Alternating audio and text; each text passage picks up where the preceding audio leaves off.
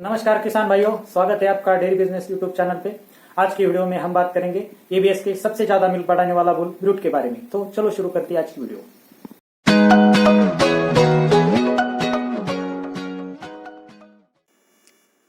तो आप देख रहे हैं स्क्रीन पर एबीएस के ब्रूड का 4/2022 का न्यू लेटेस्ट समरी चार्ट, जिसमें सबसे ऊपर इसका नाम, नीचे इसका रजिस्ट्रेशन नंबर और इसका एक्चुअल नेम एबीएस मोन्ट्रास 7343ET। साथ में नीचे इसकी आपको पेडिग्री शो हो रही है, जो है मोन्ट्रास अल्टाफ्रीडो रोबोस्ट। यानी कि इनब्रीडिंग के लिए हमें पेडिग्री पढ़ना बहुत ज़रूरी है, ताकि आगे जाके इनब्रीडिंग ना हो। तो इसकी डेट ऑफ बर्थ 9/8/2015 और नीचे HH5 जो होल्स्टेन हेप्लोटाइप 5 को शो करता है। इससे क्या होता है कि हेप्लोटाइप अगर जेनेटिकली बुल में हो तो जो फर्टिलिटी पर इफेक्ट करता है, इससे फर्टिलिटी बाधित होती है। तो इसके बारे में हम अभी ज़्यादा चर्चा नहीं करेंगे। तो नीचे CDCB समरी जीनोमिक, यानी कि इसकी ये जीनोमिक समरी है जो प्रोजेनी टेस्टिंग से रिलेटेड नहीं है, तो वो सिर्फ जीनोमिक में है। तो उससे आगे आपको नेट मेरिट देखेगा, तो ये है +464, यानी कि काफ़ी अच्छा नेट मेरिट है इसका। हमारी इंडिया में 200 के ऊपर भी अगर बुल का नेट मेरिट हो और हम ब्रीडिंग की शुरुआत कर रही है तो वो काफ़ी ज़्यादा है। इसमें नेट मेरिट में प्रोडक्शन, हेल्थ और टाइप, इन सबको मिला के बुल की अच्छाइयों का जो एकत्रित एक्चुअल में जो संभावनाएं होती है उसको मिला के ये बनाया जाता है। तो मिल्क क्या एक्चुअल में सबसे ज़्यादा एबीएस का मिल्क वाला बुल ब्रूड है या नहीं, इसके बारे में हमें आज चर्चा करनी है। तो आप देखेंगे milk plus 1499 litre plus 83% reliability जो जीनोमिक है। तो अब हमें ये कितना मिल्क बढ़ा सकता है या इसका एक्चुअल पोटेंशियल कितना है मिल्क का, ये समझने की जरूरत है। तो ये बनाया जाता है CDCB द्वारा USA के, यानी कि अमेरिका के नेशनल हर्ड के एवरेज अनुसार। तो ये 2020 के लेटेस्ट बेस वैल्यू पे बनाया गया है, जो 2020 की अमेरिका का पूरे गायों का यानी कि पर गाय का जो मिल्क है उसके हिसाब से बनाया जाता है। तो उस 2020 का एक्चुअल में मिल्क है अमेरिका का 13,206 लीटर पर गाय 305 दिनों का एवरेज। तो इसमें ए प्लस 1499 को हमें मिलाना है, मगर ये दिया है एक्चुअल में LBS यानी कि पाउंड में। तो इसको 2.2 से डिवाइड करना है, तो उत्तर आएगा लगभग 681 लीटर। तो 13,206 में हमें 681 को मिलाना है, तो आएगा कुल मिलाकर 13,887 लीटर। यानी कि एबीएस के ब्रूड की एक्चुअल पोटेंशियल है, यानी कि GPTA है, जीनोमिक प्रिडिक्टिंग ट्रांसमिटिंग एबिलिटी, यानी कि आपने अंदर के जो दूध के जीन्स है, यानी कि मिल्क की जो इसकी एक्चुअल कैपेसिटी है वो है 13,887 लीटर, जो काफ़ी ज़्यादा है। तो इसलिए एबीएस की किसी भी बुल की इतनी कैपेसिटी न होने के कारण ये सबसे ज़्यादा मिल्क बढ़ाने वाला बुल है।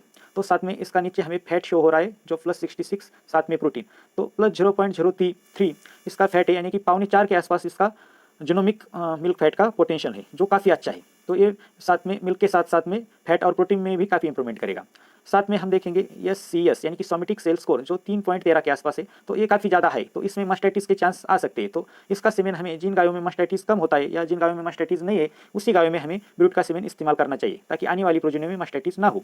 हम नीचे देखेंगे PL यानी कि प्रोडक्टिव लाइफ। एक्चुअल में प्रोडक्टिव लाइफ क्या होती है कि बुल की जो बच्चियाँ है वो कितने दिनों तक अच्छा ज़्यादा मिल्क दे सकती है। तो 305 को उन्होंने बेस बनाया है, तो ये +0.1 में, यानी कि एक दिन ज़्यादा, यानी कि 306 दिन तक ये अच्छा दूध देने की इसकी बच्चों से हम उम्मीद कर सकते हैं। तो नीचे हम देखेंगे DPR यानी कि डॉटर प्रेगनेंसी रेट जो -3.4 में है। तो ये कम से कम 3 के नीचे होना चाहिए, ये माइनस में। तो साथ में इसका हम देखेंगे SCR यानी कि हिफर कंसप्शन रेट जो 0.8 माइनस में है, और CCR यानी कि काउ कंसप्शन रेट वो भी -3.8 में। इन सबको मिला के बनाया जाता है फर्टिलिटी इंडेक्स, जो आपको स्क्रीन पे शो हो रहा है। तो ये है -3.7। तो ये इसका सीमेन हमें जिन गायों में प्रेगनेंसी की दिक्कत है या जिनका फर्टिलिटी काफ़ी डाउन है उनमें यूज़ नहीं करना चाहिए। जिन गायें कंसीव होने में ज़्यादा समय नहीं लेती, वो 1 या 2 स्ट्रॉ में ही कंसीव होती है, उन गायों को हमें इसका सीमेन यूज़ करना है। साथ में ये भी ख्याल रखना है कि मास्टाइटिस और फर्टिलिटी इसकी डाउन होने की वजह से हमें ये दोनों सावधानियाँ बरतनी है। साथ में हम नीचे देखेंगे RFI यानी कि फीड सेविंग का जो रेशो होता है उसको शो किया है, तो वो प्लस में है। तो इसका स्ट्रेचर स्मॉल होने के कारण इसके आने वाली जो गाय है वो छोटी कद में रहेगी, साथ में कम चारा खाएगी और अच्छा दूध देगी। तो ये आपको फिर से पैसे बचा के देगा। साथ में नीचे हम देखेंगे काल्विंग समरी जो सायर काल्विंगीज है 2.6, यानी कि इसका जो सायर काल्विंगीज का रेशो है वो थोड़ा हाई। तो छोटी गायों या पैलोन हिप्पर में हमें इसका कन्वेंशनल यानी कि नॉर्मल सीमेन यूज़ नहीं करना चाहिए। बड़ी गाय और हिप्पर में हम इसका सेक्सुअल सीमेन यूज़ करें। एक्चुअल में बॉटम लाइन 2.2 के ये 4 पॉइंट बाहर है।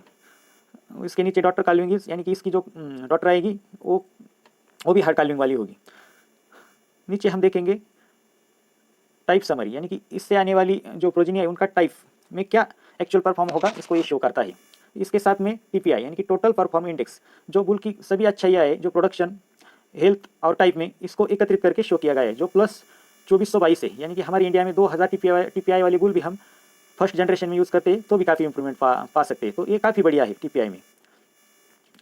नीचे देखेंगे आप तो PT8 यानी कि predicted transmitting ability for trades, तो इसका जो जेनेटिकली जो टाइप बढ़ाने का अंदरूनी जेनेटिक्स की क्षमता है वो काफ़ी अच्छी है, जो प्लस 0.62 यानी कि % से ऊपर है। तो ये टाइप में काफ़ी इंप्रूवमेंट करेगा। साथ में हम देखेंगे UDC यानी कि अडर कंपोसाइट, जो प्लस 0.83 है, जो भी काफ़ी प्लस में है। तो इसकी आने वाली जो बच्चियाँ है उनका आर्डर काफ़ी अच्छा आएगा। तो लूज आर्डर वाले जो डीप आर्डर वाली गायों को हम इसका सीमेंट लगा सकते हैं और आर्डर में इंप्रूवमेंट पा सकते हैं। साथ में आप देखेंगे FLC यानी कि फिट लेग कंपोसाइट, जो प्लस 0.02 में है। तो जिन गायों का लेग का प्रॉब्लम है, जिनका फुट एंगल अच्छा नहीं है, साथ में जिनके लेग काफ़ी हॉक है, इनको भी हम इसका सीमेंट यूज़ करके अच्छी इंप्रूवमेंट लेग्स में पा सकते हैं।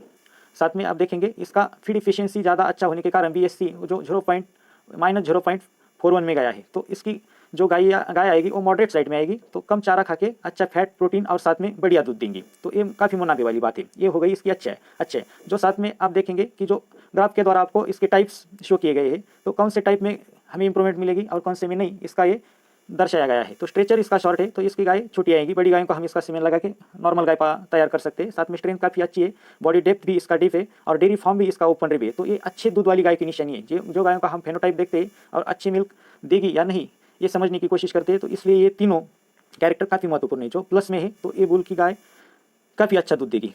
साथ में रंप इसका स्लोप रहे, यानी कि नीचे की तरफ आएगा। तो जिन गायों का रंप काफ़ी ऊपर गया है उनको हम इसका सीमेंट यूज़ करके इंटरमीडिएट रंप वाली गाय तैयार कर सकते हैं। साथ में थर्ड व्हील जो काफ़ी वाइड है और साथ में जो काल्विंग के लिए आगे दिक्कत आएगी आने वाली गाय है, इसको हम इसका सीमेंट नहीं यूज़ करेंगे, क्योंकि इसका जो थर्ड व्हील है वो काफ़ी वाइड होने के कारण इसका एक्चुअल में जो हिपर आएगी इस सीमेंट से वो काफ़ी ईजी काल्विंग करेगी। साथ में हम नीचे देखेंगे लेग्स, तो ये भी इंप्रूवमेंट वाले कुछ पोस्टी हॉक जो सिकल पैर है उन गायों में हम इसका सीमेंट यूज़ करके अच्छा पैर पा सकते हैं। साथ में फुट एंगल स्टिप यानी कि सीधे लेग्स वाली गाय इससे आएगी, fit and leg score high. तो खराब पैरों वाली गायों को, पैरों की दिक्कत आने वाली गायों को हम इसका सीमेंट यूज़ कर सकते हैं। नीचे हमें शो हो रहा है आर्डर का अटैचमेंट जो काफ़ी स्ट्रॉन्ग है, यानी कि लूज आर्डर से हम इसका सीमेंट यूज़ करके इंप्रूवमेंट पा सकते हैं। साथ में आर्डर विड्थ जो भी काफ़ी वाइड है, तो ये काफ़ी अच्छी मिल्क वाली निशानी है। जिन गायों का आर्डर काफ़ी विड्थ होता है वो फेनोटाइप अच्छा मिल्क देती है। ये यहाँ से हम इधर देख रहे हैं। तो इसका आर्डर विड्थ जो प्लस 2.01 में वाइड है, तो ये इसकी गाय काफ़ी अच्छा दूध दे सकती है। साथ में आर्डर क्लेफ्ट जो आर्डर का विभाजन करते हैं वो भी काफ़ी स्ट्रॉन्ग है। आर्डर डेप्थ जो नीचे होने की वजह से हमें थोड़ा मास्टाइटिस का खतरा आ सकता है। साथ में सोमेटिक सेल स्कोर भी हाई होने के कारण ये मास्टाइटिस में थोड़ी दिक्कत दे सकता है। और नीचे आप देखेंगे इसकी 3 जनरेशन की पेडिग्रिया और उनकी माँ का दूध, फैट, प्रोटीन, इसका रिकॉर्ड।